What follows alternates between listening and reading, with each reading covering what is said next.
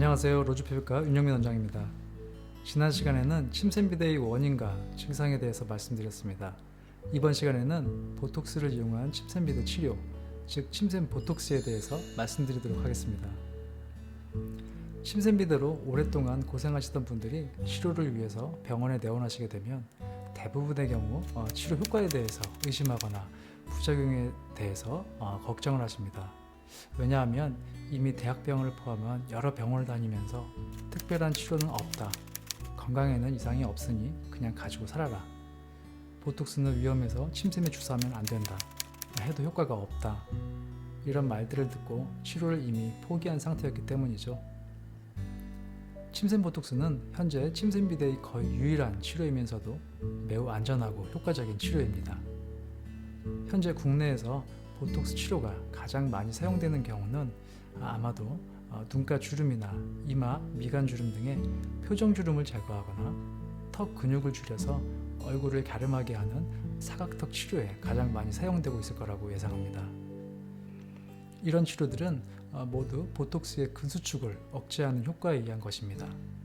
하지만 보톡스는 근육 수축을 억제하는 효과 이외에도 손, 발, 겨드랑이에 지나치게 땀이 많이 나는 다한증이나 편두통, 대상포진후 신경통 등의 만성 통증 등을 조절하는 데에도 효과적으로 사용되고 있습니다.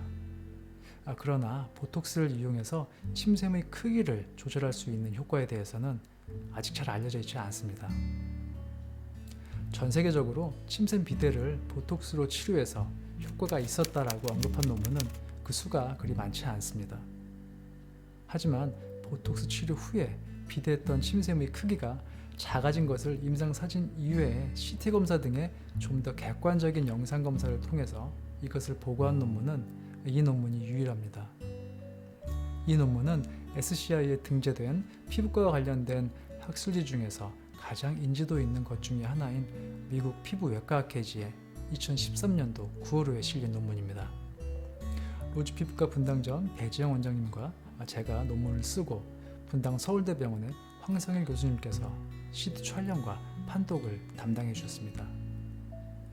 침샘비대를 가진 환자분을 보톡스 치료 전 CT 촬영을 하고 이후 보톡스를 투여한 후 4개월 뒤에 다시 동일 부위에 CT 촬영을 해서 보톡스 치료 전과 치료 후의 침샘의 크기 변화를 객관적으로 비교하였습니다. 치료 후 4개월 뒤에 귀 및 침샘 크기를 치료 전과 비교했을 때 특별한 부작용 없이 4개월 후에 크기가 의미 있는 수준으로 작아진 것을 확인할 수 있었습니다. 침샘 보톡스 치료의 효과는 침샘이 커지게 된 원인에 따라 환자분들 개개인마다 차이는 있지만 대부분의 경우에 작아지는 효과를 나타냅니다. 치료 후 약 4주 정도가 지나면 침샘의 크기가 작아지는 것을 느낄 수 있습니다. 이후 2개월에서 4개월 동안 천천히 조금씩 그리고 지속적으로 작아지고 단단해져 있던 침샘 부위가 부드럽고 말랑말랑하게 변하는 것을 확인할 수 있게 됩니다. 첫 치료 후 3개월 뒤에 2차 치료를 하게 되고 이후에는 치료에 대한 반응에 따라서 3에서 6개월 간격으로 반복 치료를 해서 지속적으로 크기를 줄이거나 작아진 침샘을 커지지 않게 유지하게 됩니다. 침샘 보톡스의 치료 횟수는 딱히 정해져 있지는 않습니다.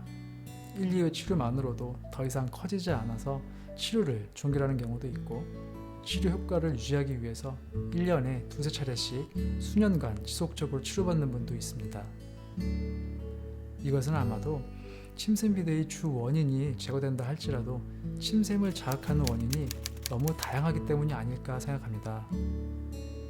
특히 자극적이거나 매운 음식을 즐기고 술 모임이 잦은 우리나라의 이런 식습관 환경이 침샘 비대 치료를 어렵게 하는 원인일 거라고 생각합니다.